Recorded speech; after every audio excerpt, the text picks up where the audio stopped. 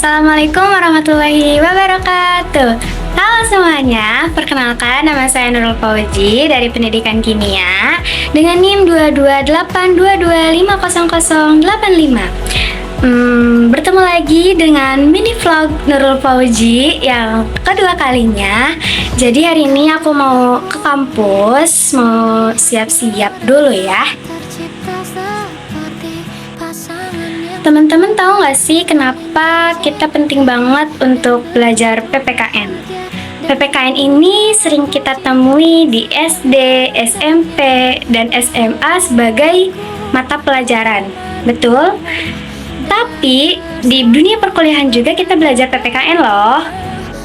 Menurut Usisdiknas nomor 20 tahun 2003, PPKN ini sempat berkali-kali mengalami perubahan nama. Mungkin untuk ibu-ibu gen milenial mengenalnya dengan pendidikan moral Pancasila, ada juga yang mengenalnya dengan pendidikan kewarganegaraan, ada juga yang mengenalnya dengan pendidikan Pancasila dan kewarganegaraan hingga tahun 2013. Dan pada tahun 2022 diubah lagi menjadi pendidikan Pancasila dan kewarganegaraan, dan saat ini diubah lagi menjadi pendidikan Pancasila. Nah, walaupun namanya berubah-ubah, tetapi tujuan utamanya tetap sama, yaitu untuk menciptakan warga negara yang baik. Nah, warga negara yang baik itu warga negara yang seperti apa sih? Warga negara yang baik itu adalah warga yang mau mematuhi aturan, memahami dan belajar tentang hukum di Indonesia, juga mengetahui tentang bermasyarakat. Tapi bukan hanya menjadi warga negara yang baik saja, juga menjadi warga negara yang cerdas. Pendidikan kewarganegaraan atau civic education itu to be smart and good citizen. Nah, kenapa sih kita penting banget memahami dan mempelajari PPKN itu sendiri agar kita bisa mengetahui hukum di Indonesia itu sendiri, memahami caranya bermasyarakat, caranya menjadi warga yang baik, dan caranya menaati aturan itu sendiri. Tujuannya untuk apa? Tujuannya untuk mencerdaskan warganya itu sendiri, seperti yang saya sebutkan sebelumnya. Halo Kak, maaf aku ganggu ya. Kak, aku mau nanya nih, apa sih pentingnya belajar PPKN menurut Kakak?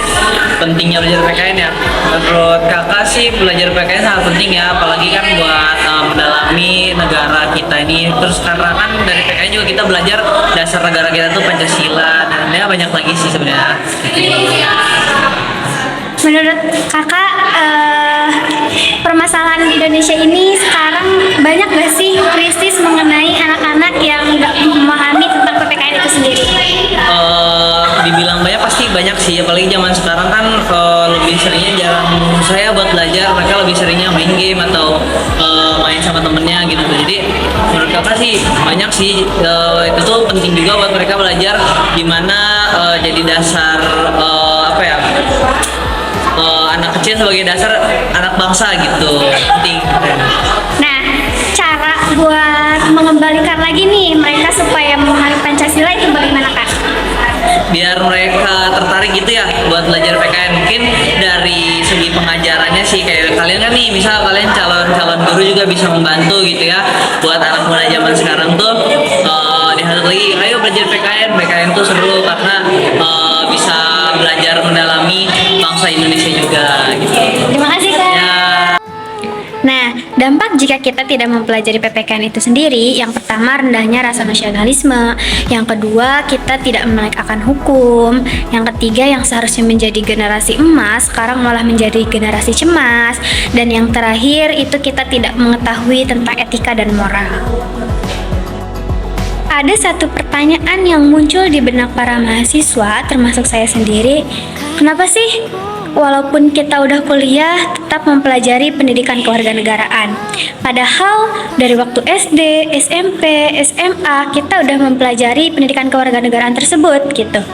Nah, ada pepatah yang mengatakan bahwa kita itu harus belajar dari dalam kandungan sampai ke akhir hayat atau ke liang lahat gitu. Nah, manusia itu kan tumbuh dan berkembang ya. Mungkin sewaktu kita SD permasalahannya hanya segini. Lalu nanti ketika SMP tantangan permasalahannya semakin naik lagi, dan ketika SMA kita semakin naik lagi. Jadi kenapa di kuliah kita tetap belajar pendidikan kewarganegaraan? Kita itu dididik sesuai zamannya. Kita diatur oleh emosi, pola pikirnya, perkembangan dan pertumbuhannya.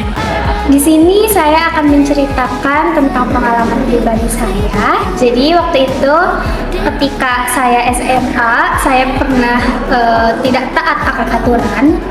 Jadi waktu itu pada hari Senin, lagi tepatnya pada waktu upacara bendera, semuanya pada berbaris ke lapang. Saya juga ikut berbaris dengan teman-teman saya di lapang. Namun di tengah-tengah upacara tersebut ada pemikiran bandel di kepala saya. Jadi saya pura-pura sakit, lalu bisa tiduran di UKS, dan saya tidak mengikuti upacara pernikahan. Dan di situ teman-teman dan guru saya pun tidak ada yang curiga bahwa saya hanya pura-pura sakit. Dari sikap yang saya tidak taat akan aturan tersebut, jelas itu melanggar aturan sekolah, dan itu salah.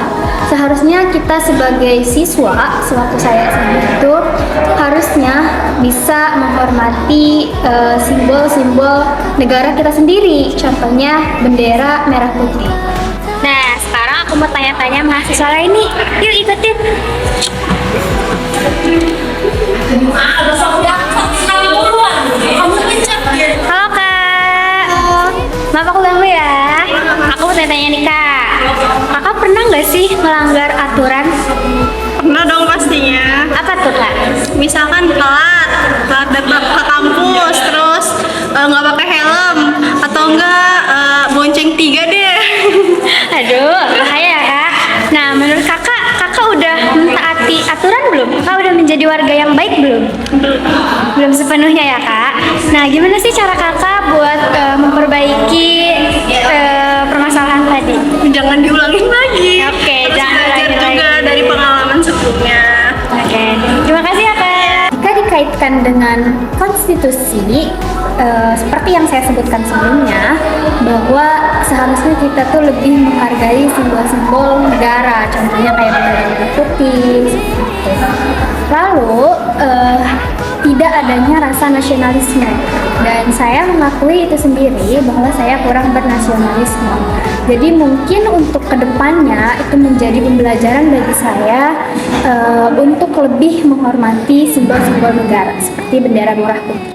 Komitmen saya ke depannya, yang pertama ketika nanti di kampus ada upacara bendera seperti upacara 17 Agustusan, saya akan mengikuti upacara 17 Agustusan tersebut. Lalu yang kedua, saya akan memakai helm ketika ke kampus. Yang ketiga, saya akan mengikuti seluruh perkuliahan kuliah gitu. Dan saya akan membayar UKT sebagai bentuk saya mentaati aturan kampus. Seperti itu. Oke, segitu dulu vlog dari Nurul Fauci. Cukup sekian. Wassalamualaikum warahmatullahi wabarakatuh.